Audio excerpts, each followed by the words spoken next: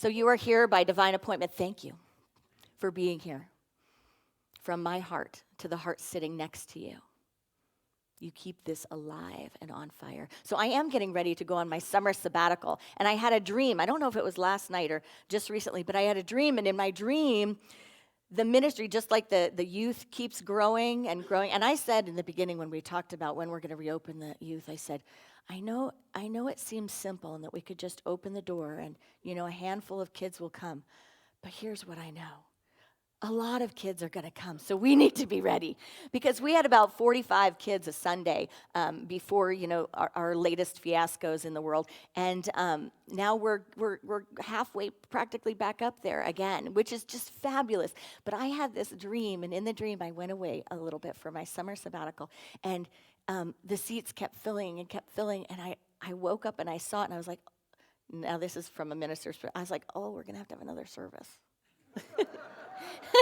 That'll be a good problem to have when we have it, amen?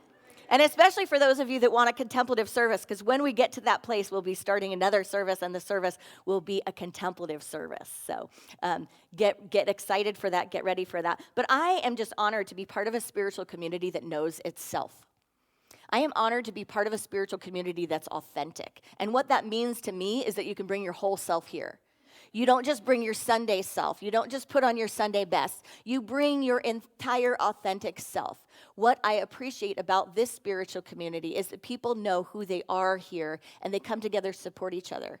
They are authentic. They are raw. They grab their tissues, whatever it needs to be, and they support each other. It's not about who's speaking here. It's not about taking some top-down spiritual idea and saying, because it was set up there, it's truth. It's about measuring it against your own heart, and it's about expanding your own practice. And yes, for some of us, that may mean we need to supplement here and there with other things that nourish us. But we come together because we believe in the practice. We believe in mindfulness.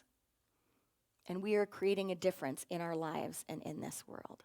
So thank you for being here, and thank you for welcoming all of those that continue to come. We stand on a legacy here at Unity Village, and it's a beautiful one. So, are you ready for a spiritual conversation today? To open your heart and open your mind and just measure this against your life and take it in and say, what is here for me? Amen? I have a little saying that I do with my daughter when anything is hard. I just look at her and I say, hold my hand. We are McCabes, and we can do hard things. And I have her repeat it with me. We are McCabes, and we can do hard things. And you know what she usually says? She usually says, we are McCabes, and we can do nothing. And I think, well, I either need to work on that or she's right. We can do no thing. We can go mindful. We can go zen. When life gives you mountains, what do you do with them? When life appears to have problems and troubles, what do you do with them? Do you integrate them as part of your story? Do you prosper the problems? Do you create more of them? Or do you go deeper into your practice, more into mindfulness, and become made anew rather than have a new tale to tell? Don't we have enough tales to tell? Who has a lack of stories to share about either the world around them, the world within us, or the world among us? Anyone have a lack of drama stories? No? Yeah, oh, good. We're going to hopefully keep it that way. A lack of drama stories. A lot will come at you in life, right? A lot, right? It's a continual experience of the human condition that a lot is happening, and it keeps coming.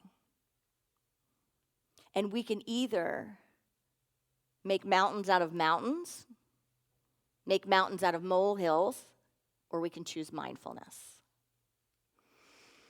Some people think that when we get to the end of life, it's over. I've heard people a lot of times say, oh, there's no point in even working on that relationship or figuring this out or overcoming it because you know what? They're 80. One of my best friends is 80, and she lives every day like she's 18. You're going to get a chance to see her this summer. Her name is Reverend Mary Wood. She was one of my best friends in ministerial school. I was one of the youngest in the class, and she was one of the oldest in the class. And boy, were we best friends. To think that things are solved so easily, to think that when we don't have a body, somehow the work ends. It's a possibility.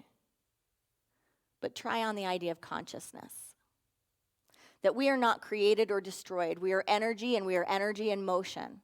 And we are consciousness in expression. So what we hold on to is our consciousness.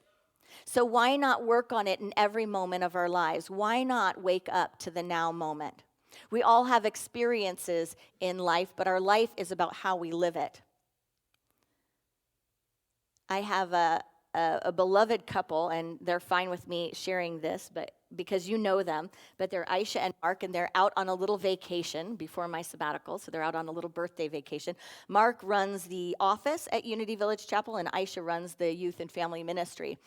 And they've been together for eons. They got together when they were younger, and they are very transparent about the fact that the reason they have thrived in their relationship is because they have a practice. The reason they have thrived in their marriage is because they have a practice. And I am pretty sure, you can check with them when they get back, but I'm pretty sure they told me they have not missed a day of their contemplative practice together. Their meditation, their prayer, they have not missed a day of it. And have you noticed that individuals who know that life can also be spiritual work have a different perspective than those either moments in our own lives or those people that are waiting for life to throw them a party or give them the lottery? Right? The people that stand in anything and say, I've got to do the work. There was a little video I saw on marriage the other day, and it was a man sharing about it, and he shared about marriage as work and the work of marriage. And he was saying that, and we can by marriage just say anything, right? You're being in your own body, right? Relationship, being a human in the world.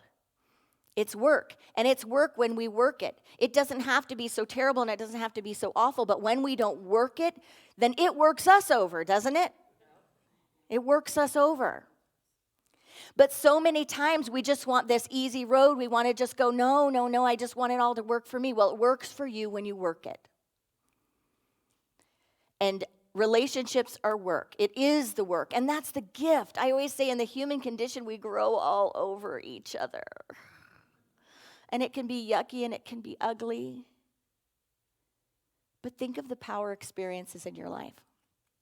The power experiences are often those things that are either so great that you're like, oh my gosh, or that are so bad and so dark that you're like, you are kidding me. No. And those things both have energy and an intensity to the energy, right? And that energy itself is neutral. It's how we use it. We use it for our transformation, or we use it to solidify our story. What are we going to use it for?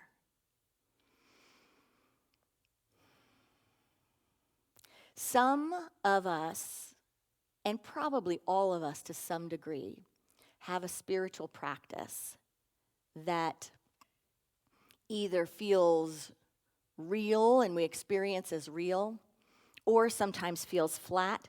I know of a beloved that had been telling me recently, they were going through challenging times, and they were like, where is my spiritual practice? Where is God in all of this? Because when it got hard, when it got really hard, they're like, how did I just wake up and realize I didn't have my spiritual practice? Well, friends, these are the times the spiritual practice is made for. These are the times the spiritual practice is made for. It's easier in all those times when things seem smooth, when the highs and the lows are less dramatic. But the spiritual practice is for the times that bring us to our knees, the times that we go, I don't know if I can do this, I don't know how to do this, I can't believe that I have to do this. Sometimes on the spiritual journey, we get very good at learning about the practice. We learn the lingo. We learn how to describe it. We can even learn how to show up for it. Do you believe that that's a possibility, that someone could show up in a sanctuary for 20 years, but when life hits the fan, they don't show up for the practice? Right? We can use the terms of spirituality. We can talk the talk. But when it comes down to it, do we do the work? Are we willing to do the work? Or do we resist the moment and wish it away? I wish this wasn't happening. I wish this isn't what it looked like. Or for some of us, we even deny it. This is not what it looks like. This is not happening. What would it be if we stood in that idea? Yeah, we can do hard things, but we can also do no thing. To come fully into the presence, in the present moment, to the practice, that I will do no thing apart from my source, apart from my spiritual practice. I will let no thing exist outside of the spiritual work and the spiritual path. So everything then becomes something that comes into my experience, comes into my awareness to be utilized for the greater good. For the greater good of others, for the greater good of self, for the greater good of God, for the greater good of community. It is so ordinary to live from our wounds. It is so ordinary. And it's kind of valid, isn't it? I mean, have you ever presenced someone where something's happening to them and you think, oh, that can't be happening. And then maybe something else happens on top of it. No! How cruel could the world be if it's something again? No! Not another one. You've got to be kidding me. There can't be another thing. No.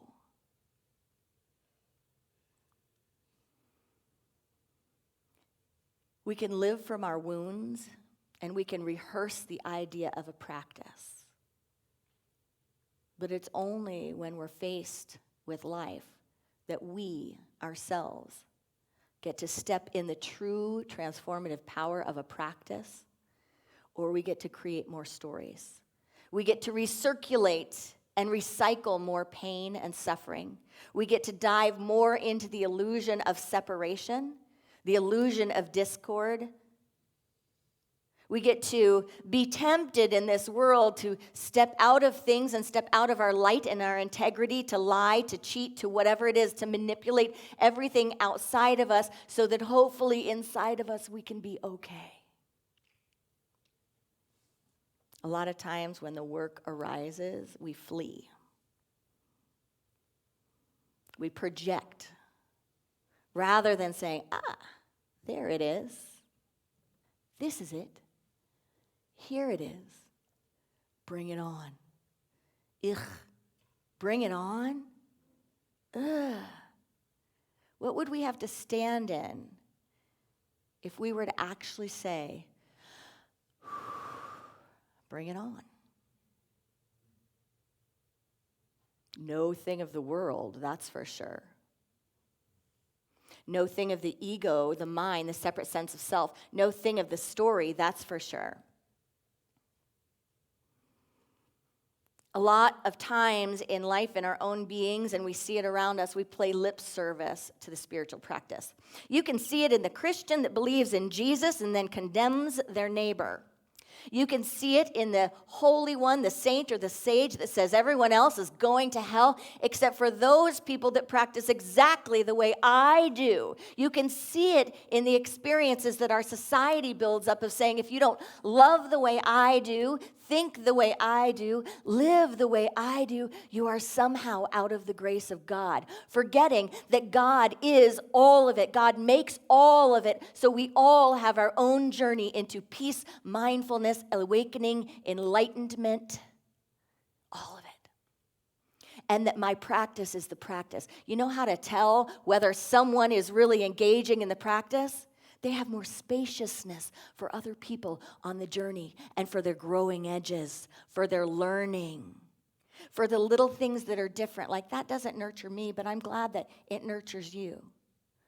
You know, the funny thing about unity is that spiritually, we probably have more diversity and unity than any other spiritual practice. Because someone may be sitting here as a Jew, as a Hindu, as a Buddhist, as a I'm spiritual but not religious, as a absolute Jesus lover, I'm born again in my soul, as whatever it is, as you.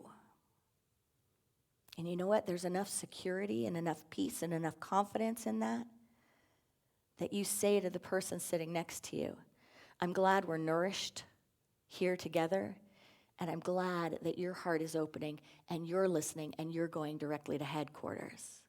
Thank you for living a life of mindfulness. Amen? For living a life of mindfulness. For being accountable for the practice as it flows in and through you, and for letting go of fear and trusting the process.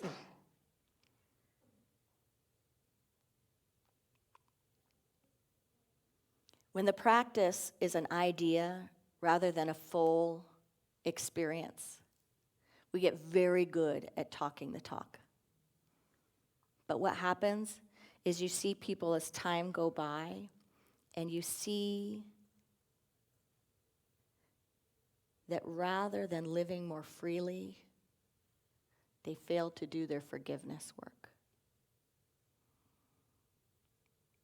Rather than living more freely, they become more entrenched and more stuck in the story.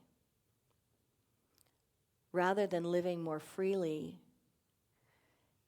they want to take away and restrain and restrict others. There are people that maybe had a divorce in 1980, but it was like, you might as well have had it yesterday. Because the fire that comes out when they talk about it, it's like every book you read, every sanctuary you sat in, every meditation that you did, I don't know what you were doing, but it wasn't you. Because if a practice is a practice, the more you practice, the more it works for you. The less interested we become in holding resentments, in vengeance, in anger, in frustration, in making wrong, and certainly in carrying around our story. What a heavy load to carry around that story. But it's real, isn't it? It's real and it's here, the story, right? We all come with one. Try to get out of life without having an ego. Try to get out of life without the human condition. No sanctuary will let you do that. So what do we do with it? We take it as energy, and we utilize it. We use it. Let nothing take your peace of mind. Stick to the practice. Keep showing up. Turn roadblocks into rooftops and get on top of that roof so you can see with higher vision.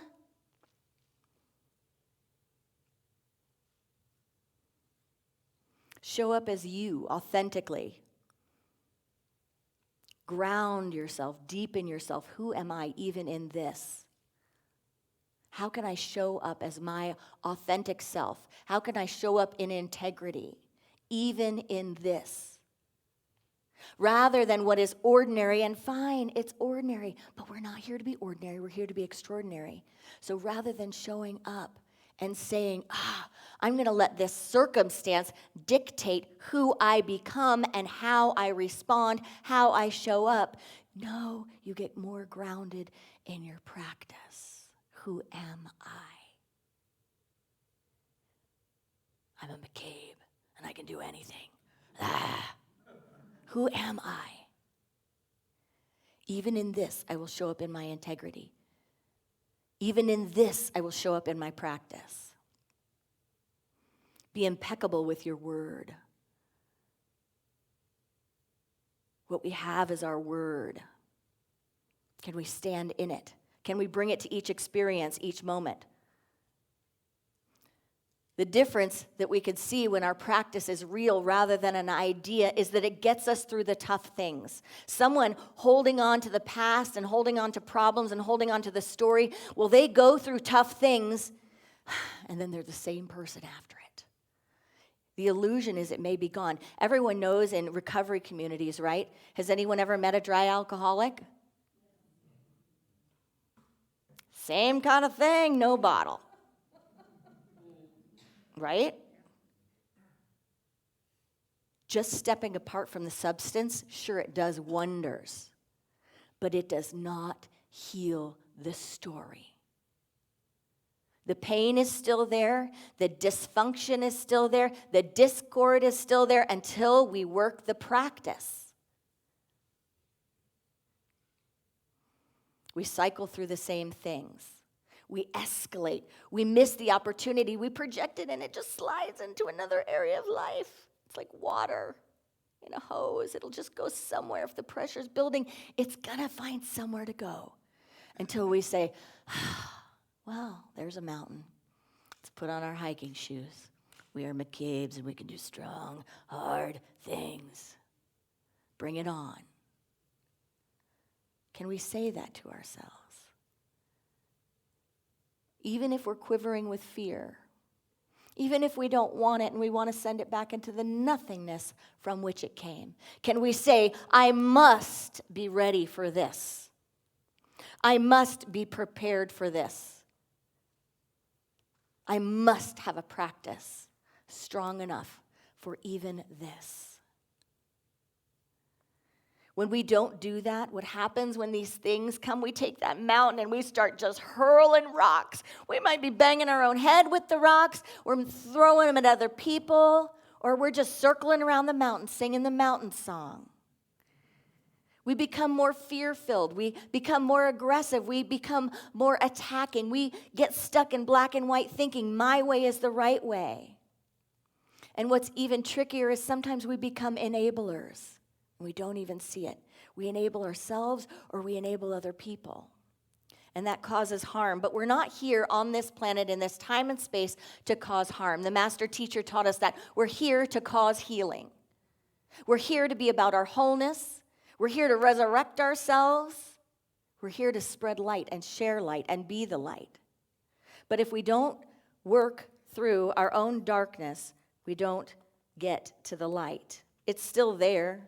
It's always there. It has nowhere to go. But it's ours to build it and to express it. One of my favorite books, I Am the Door, says this about the practice. The author is Paul Ferrini. He says, God does not come from on high to free you from a world of your own making. Why would he take you from what you have chosen? God comes through your gesture of acceptance toward your ego mind, with all its fearful imaginings. God comes in the love and compassion you bring to the wounded one within you and outside of you. God comes when you reach down to embrace the dark wings that hover in front of the door of your fear. These wings will not hurt you. Breathe that in with me. These wings will not hurt you. They will not rob you of your innocence, no matter how much abuse has been given or received. See through the dark disguise and come into the warmth of these wings. There is a door here that leads straight to the heart. You cannot come to God if you do not go through the dark night of the soul. All your fear and shame must be raised. All of your feelings of separation must come up for healing. How can you rise from the ashes of your pain unless you will acknowledge the pain? If you pretend the wound isn't there, you can't begin your spiritual journey. Don't deny that it hurts. Come into your pain. It is not what you think it is. When you have the courage to approach the wall of your fear, it turns into a doorway.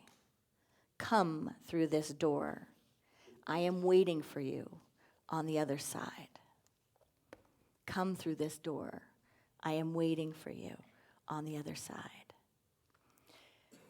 When we're in the business of acknowledging our wholeness and causing healing, then every experience we have will help us deepen our practice. The signs will be that our practice deepens. We deepen. We become more secure in our own practice, even in the midst of total insecurity. We become less reactive and more faith-filled, and we carry less, and we pray more. So if what you permit, you promote, what will you no longer permit in your experience? Take a moment to just think about that. What is keeping us from the practice? Is there any habit, any story, anything that I'm willing to let go of, any old wounds, living from an old wound, any behavior? And just lift it up in this moment. What I permit, I promote. So what will I no longer permit?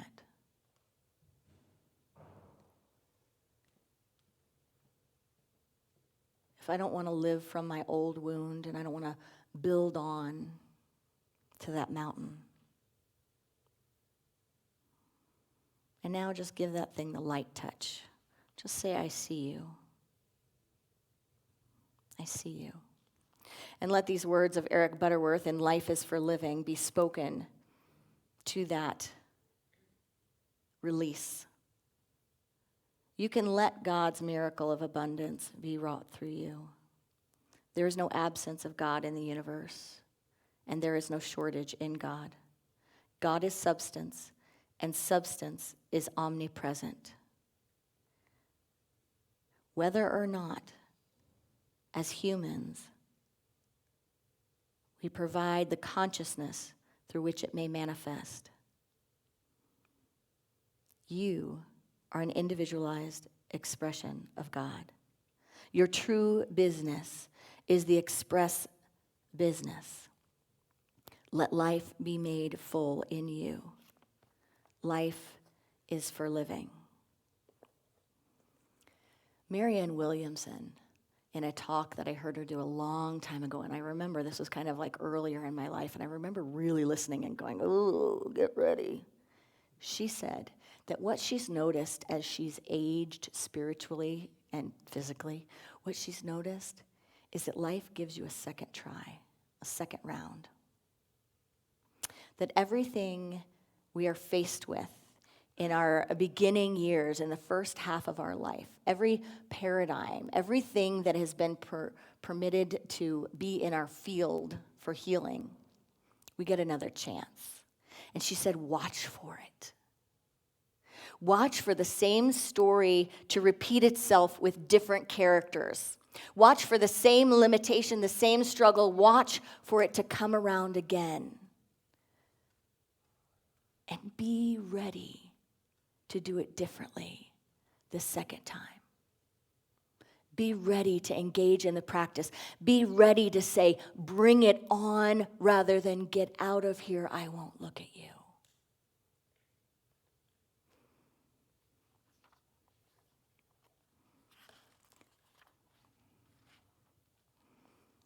Sig Paulson, Unity Minister, says, let your light shine. Be willing to let the will of God operate in your daily living, in your business, your profession, your work, your home, your relations with others. Be willing to let the will of God operate in your mind, your heart, and body. As the divine will works its miracles of daily demonstration and resurrection, you will be readied for even greater miracles of understanding and experience. Surrender to the will of the Creator who designed and produced you for the purpose of giving self-expression to its nature of infinite good. You are that infinite good. This life is not about lip service.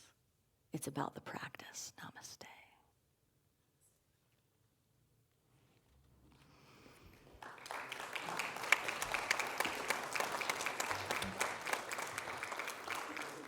So our story may always be there, but the story will either be food for the practice or we're food for the story. So let's take a time in meditation today and just open up our hearts to releasing the story, releasing our negativity, and breathing into gratitude that we are in the midst of a powerful practice, that we are standing on holy ground, and we are in the midst of others who are on the path of peace, the path of awakening.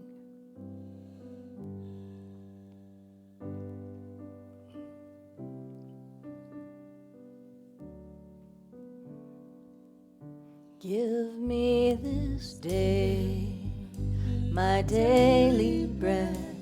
Forgive me all my trespasses, and lead me not into dismay, but let me pray upon the highest hill.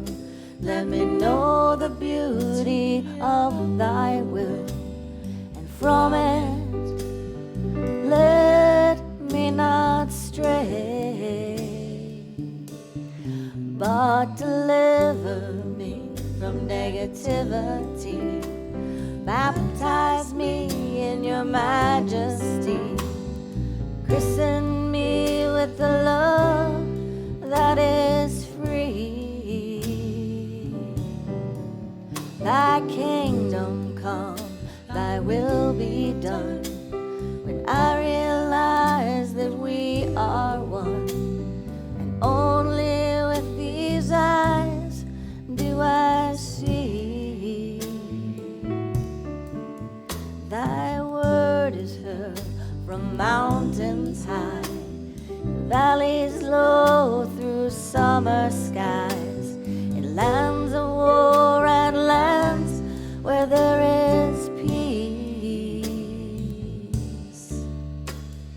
Te te malkuta net kadeshama matole hewa hela watashbukta. From Catholic saints to Hindu names, Buddhist chants through Zen refrains, bless all the paths our feet walk to be free. Bless all the paths our feet walk to be free. Bless all the paths our feet walk to be free. Baruch atah Adonai, Om Shanti El Shaddai, Om Namah Shivaya, Om Namah Shivaya. Om together. Om.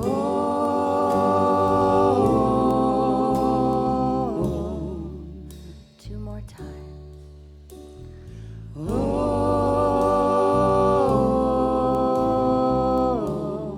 The universal sound.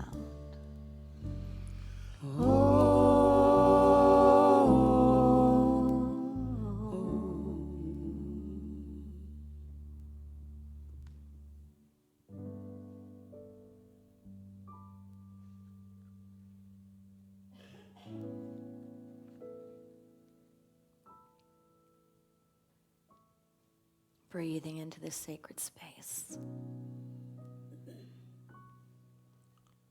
We allow ourselves to take the deep dive into the heart, the center of the breath itself, the center of life, love. There is no place to go to get more God. All Godness is right here in this moment. With all the vulnerability, the authenticity, the humanity, the divinity, all of it. So as we inhale and we exhale, We remind ourselves that we are safe, that it's okay to come home, that when we come home to the inner stillness, the silence, that the windows fly open, the walls become doors, and the mountains become mindfulness.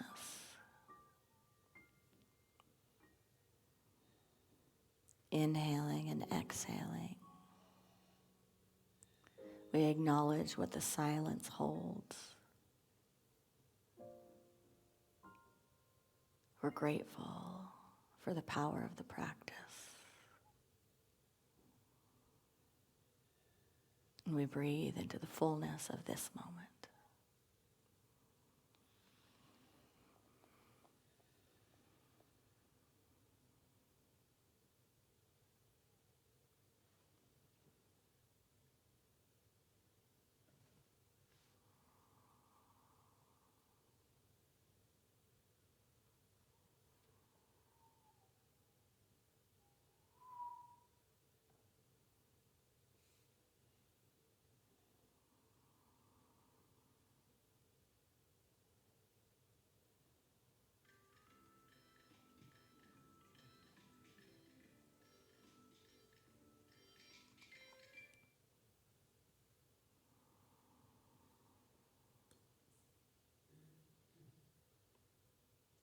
Everything part of the practice.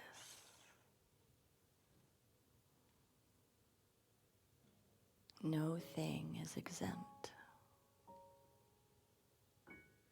I am safe in the practice. I am whole and holy in the heart of hearts.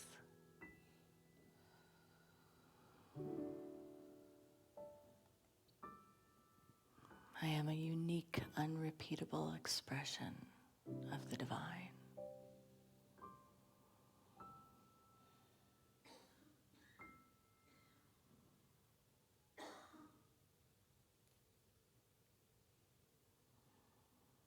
By the power of this practice,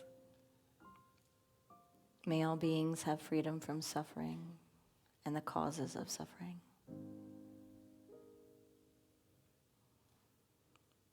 May all beings know God as love and themselves as emanations of this love.